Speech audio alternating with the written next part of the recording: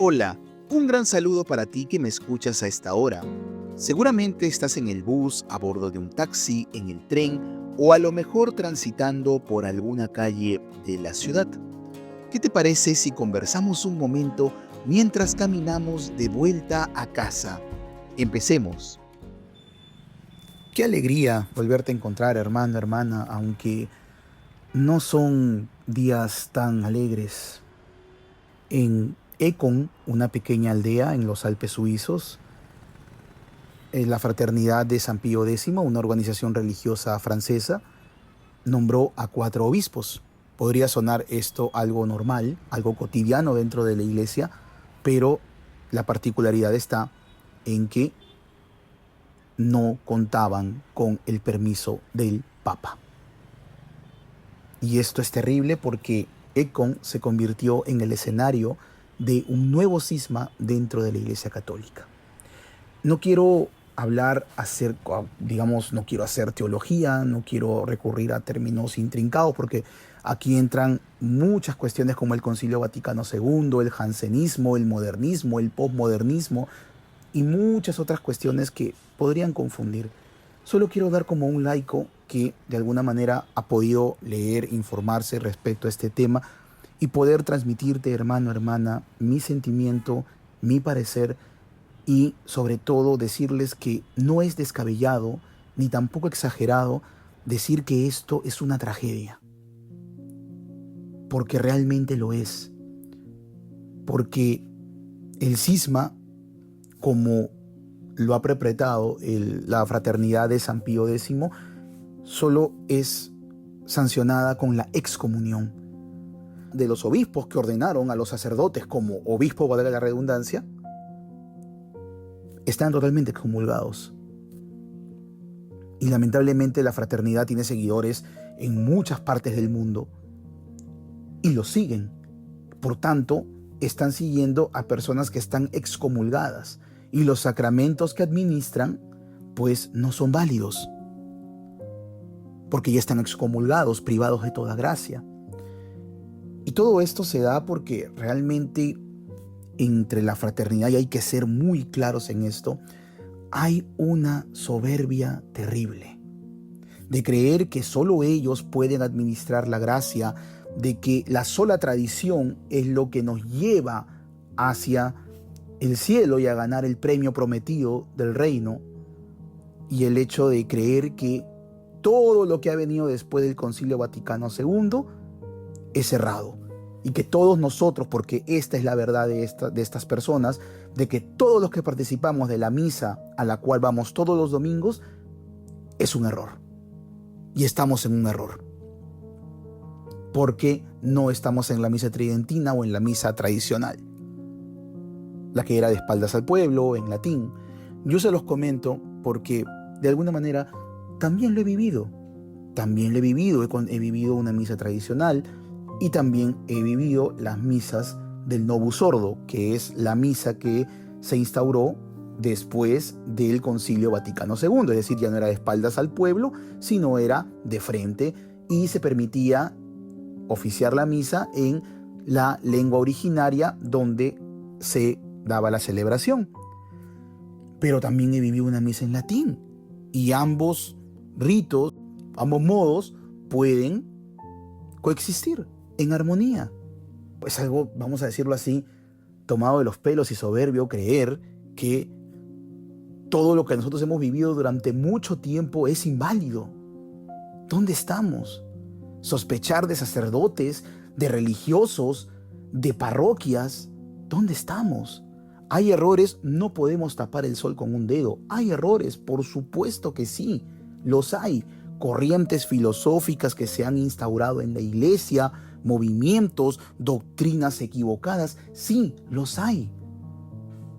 Y terriblemente abusos litúrgicos, lo hemos visto y los hay de hecho. Están las redes sociales y el YouTube y muchos otros medios de comunicación para saber todos estos abusos. Pero hay una cuestión. Cristo dejó al cuidado de su iglesia y a su vicario en la figura de Pedro, obispo de Roma. Y por más que haya errores, por más que puedan haber cuestiones que pueden y deben mejorarse, la solución no es salirse de la barca de Pedro. No es abandonar la única iglesia que Cristo fundó. Esa no es la solución. Y nunca la fue. En el 88, el Papa Juan Pablo II, en 1988, los declaró cismáticos. El Papa Benedicto XVI trató de alguna manera de conversar con ellos, llegar a un acuerdo, pero ellos seguían nombrando obispos sin mandato papal, con la razón de que necesitaban obispos para poder custodiar la tradición, porque estaban en una especie de estado de emergencia, decían. Pero no era verdad. La verdadera razón era que los obispos de su orden habían fallecido, solo le quedaban 2, y necesitaban nuevos obispos. ¿Para qué? Para poder ordenar sacerdotes. Esa es la verdad. Lamentablemente, ese pensamiento que Marcial Lefebvre, que fue el líder de esta fraternidad, pensaban de que solo ellos tenían la gracia y la salvación en sus manos por mantenerse en la misa tradicional. Porque ojo, que no es lo mismo hablar de tradición que se respeta dentro de la iglesia que tradicionalismo. No es lo mismo, valga la redundancia de las últimas palabras. No es lo mismo. Así como es totalmente desubicado que en algún momento Marcial Lefebvre diga que después del Concilio Vaticano II, Roma había sido tomada por el anticristo. Por favor. Es decir, estas personas piensan que nosotros seguimos al anticristo, que nosotros seguimos a pastores equivocados. Por favor, ¿dónde estamos? Y ayer se consuma este cisma que, como el Papa León dijo en una carta que parecía la súplica de un padre hacia su hijo: por favor, detente, no rasgues la túnica sin costuras de Cristo. Y no lo obedecieron. Salieron, estuvieron en Econ, hicieron su ceremonia, ordenaron a los obispos. Y miren cómo son las señales. Ese día en Econ, hace 2 días, llovió de una manera tal como no había llovido en mucho tiempo. Y uno podría pensar que los cielos están llorando, que Dios en el cielo llora, Jesús, su corazón atravesado, llorante, porque está perdiendo a sus hijos. Hijos que han sido excomulgados de su iglesia. Jesús sufre también por eso.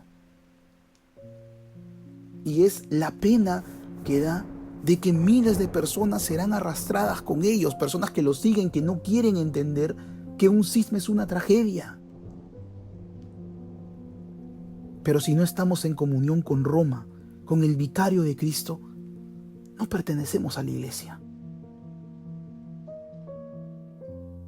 La tradición y lo que vino después del concilio pueden coexistir. Yo lo he vivido y muchos amigos míos también lo han vivido.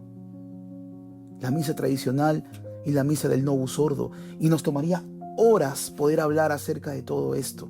Lamentablemente no se puede, pero desde aquí, hermano, hermana, no podía callar lo que en este momento la iglesia está viviendo. Y lo digo con una pena tremenda de ver cómo se ha llegado a un nuevo rompimiento. Muchas veces las situaciones son difíciles, son caóticas, pueden haber polémicas, pueden haber discusiones y discrepancias, pero nunca la solución va a ser irte de donde estás. Nunca será la solución. Porque por algo existe el diálogo, por algo existen justamente los concilios. Pero lamentablemente se ha perpetrado este cisma que lleva a la iglesia una vez más a la división. Ojalá, por un milagro del Señor, las cosas puedan arreglarse, porque solo un milagro divino podría revertir esta situación dolorosa. Recemos por el Papa, por los obispos, para que tengan claridad en este momento Y también recemos por la fraternidad de San Pío X, por los obispos, por toda la iglesia. San Miguel Arcángel, protege a la iglesia de los azotes del demonio. Protege a la iglesia de todo peligro y de esta crisis que nos está abrumando. Pero recordemos la promesa de Jesús. Las puertas del infierno no podrán nunca contra la iglesia que Él fundó. Hoy quizás no sea una despedida feliz, hermanos, pero al menos me queda la esperanza de que, y nos debe quedar la esperanza, de que el Señor jamás abandonará a su iglesia. Nos encontraremos por el camino en otra oportunidad. Que Dios los bendiga siempre. Nos vemos. Chau, chau.